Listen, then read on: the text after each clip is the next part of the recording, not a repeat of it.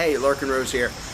In any intellectual contest, I think it's important to be able to turn the chessboard around in your mind. In other words, to see the game from your opponent's point of view. To see what weaknesses you may have, what his strategy may be, basically how he sees the world. In other words, know your enemy.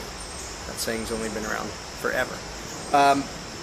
And if you've ever been one of those people out in front of some Capitol building, state or federal, I don't care, some politician's office holding a sign and saying, we don't want this, we don't want war on Syria, we don't want this, that, or the other thing, whatever you're protesting, or if you've ever like called your congressman and said, I strongly oppose whatever you happen to strongly oppose that day. Has it ever occurred to you to wonder what things look like from the viewpoint of the politician, to imagine how he sees things? And I'm not talking about, come on, you have to walk a mile in his shoes before he has a tough job. I'm not talking about that at all. I mean, strategically, have you ever considered how they see you, how people in power see you when you protest or you beg for this or that or the other thing?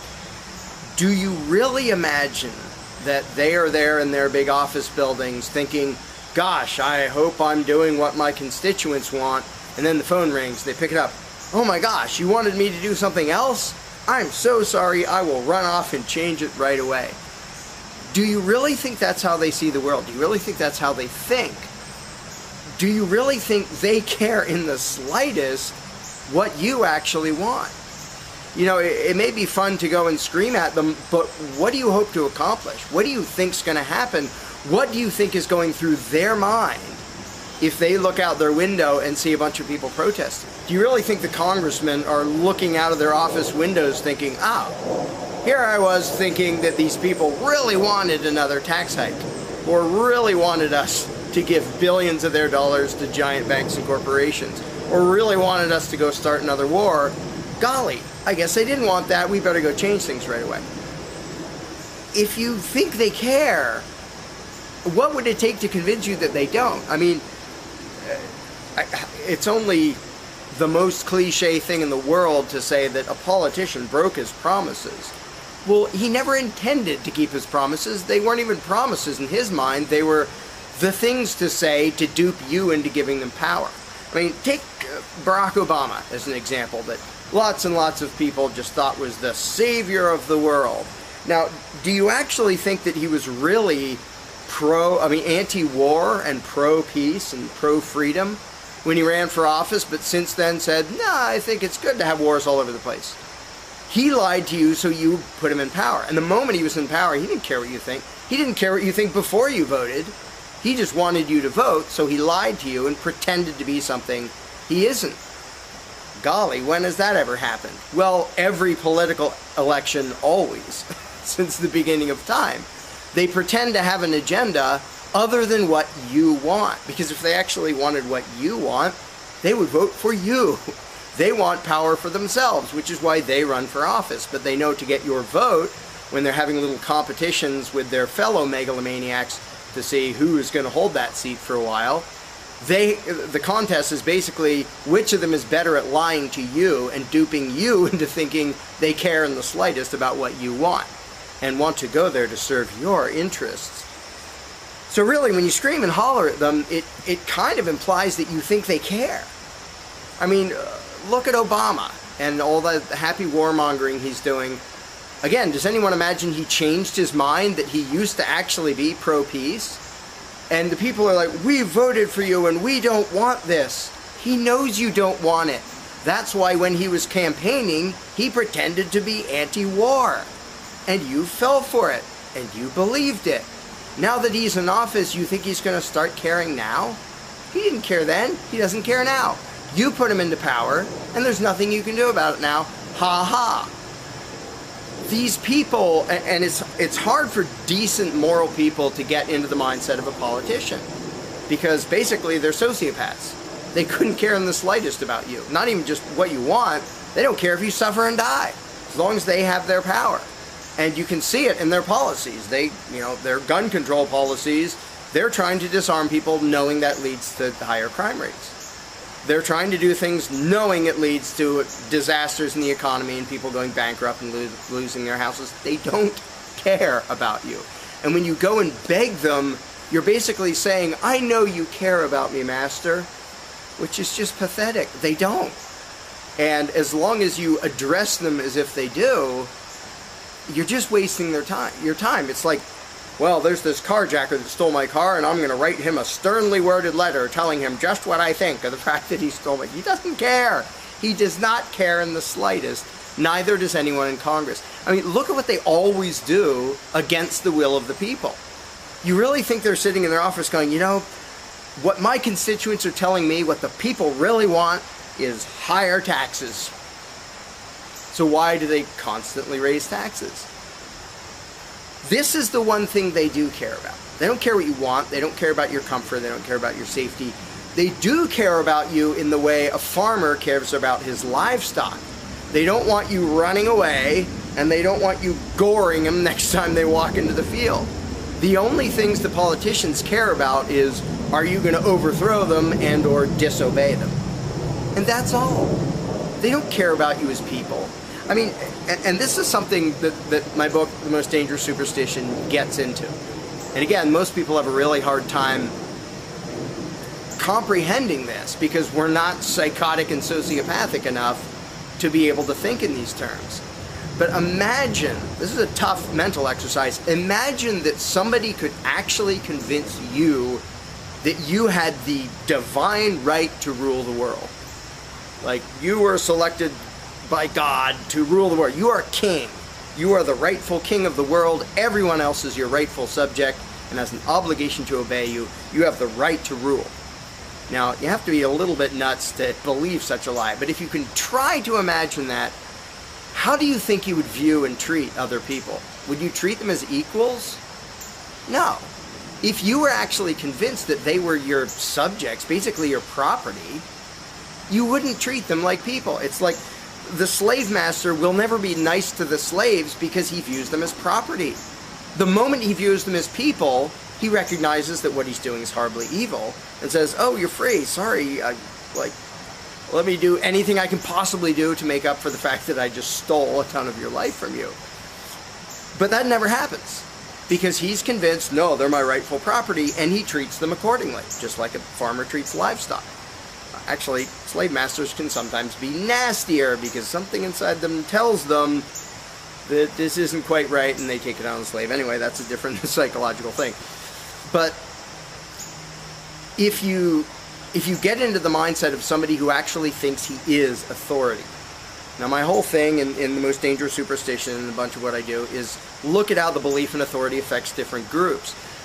One of the groups that most people don't usually think about, I mean, I talk about how it affects cops and soldiers all the time, but the actual lawmakers, the people who are duped into believing that they have the right to control you and take your money, they can't view you as equals. It's utterly incompatible with them imagining that they are lawmakers, that they are authority and have the right to do that. If you thought you had the right to demand money from your neighbor and cage him if he didn't pay, would you treat him as an equal? By definition, anybody who runs for Congress, anybody in Congress, thinks he has the right to demand money of you by way of taxation and send guys with guns to cage you if you don't pay up. And you really think they're there to serve you? And in addition to the robbery, there's all the choices they forcibly control, all the things they make you do, all the things they prevent you from doing, all the ways in which they send their armed thugs to violently interfere in your life. This shows their mentality, and this is not debatable. This is all their laws do. All they ever do, day after day, is issue threats backed by, or commands backed by a threat of violence. Here's what you have to do, here's what you're not allowed to do, here's what our armed mercenaries are going to come do to you, fine you, imprison you, whatever, if you disobey.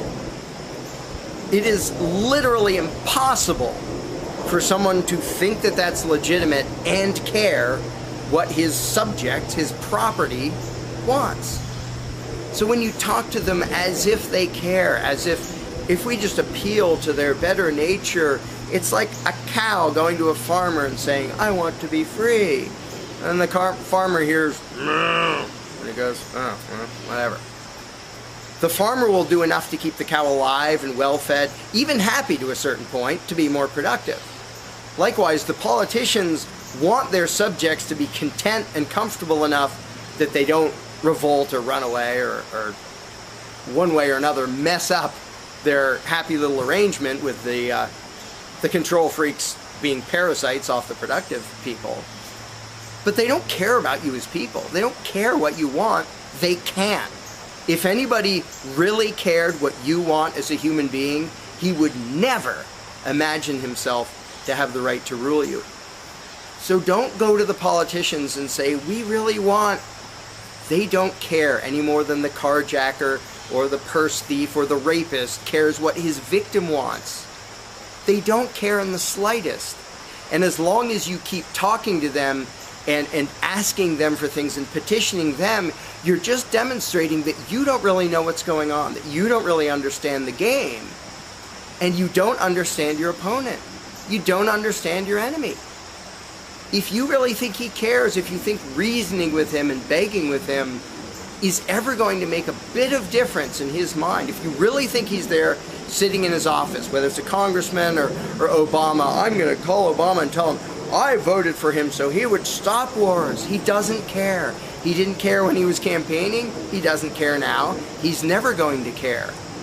You are either cattle or you're cannon fodder. He will send your kids over to die because he thinks it'll help his image. Even if it won't. He's not even doing a good job of that. He doesn't care. Literally, he has demonstrated that he is willing to kill Americans to help his political image. So going to him and saying, we insist that you, no. And this is the thing, is it's comfortable to beg the master. It's comfortable for the cow to say, come on, farmer, let me be free. What's uncomfortable is saying, we have to make ourselves free. Asking the master isn't going to do anything. The master doesn't care. He never has. He wouldn't be a master if he saw us as human. The two don't match. You cannot be both at the same time. You cannot think that you're a lawmaker and be a moral human being. Because what a lawmaker does is violently extort and control millions of people by way of threats and armed mercenaries. As long as he's a politician, don't talk to him. It doesn't do any good. He is the enemy. He is the parasite. He is the aggressor. He is the attacker. Him and all his hired thugs. So, and I'm not saying don't do anything. So often when I make these videos, oh, so you don't want us to do anything, we just want to keep quiet and obey. No, I want you to keep quiet and disobey. Because the farmer will care if the cows run away. Or if they run him over, stampede over him one day. But before people have any prayer of getting free, they have to understand the game. They have to understand what they're up against. And the main thing they're up against is inside their own head, which is the belief in authority. It's also inside the head of the mercenaries on the other side, the cops and the soldiers, and it's inside the head of the lawmakers and the people in government and presidents and congressmen and these delusional sociopathic nutcases who think they have the right to rule you. Don't petition them and beg them. That doesn't ever work. Start by thinking, okay, given how many mercenaries they have, given their delusional notion that they have the divine right of politicians, the divine right to rule us, how do we avoid that? How do we get away? How do we defeat the enemy? And step one is know your enemy. And the moment you understand what it takes for someone to be in a position of authority is the moment you stop asking them for anything.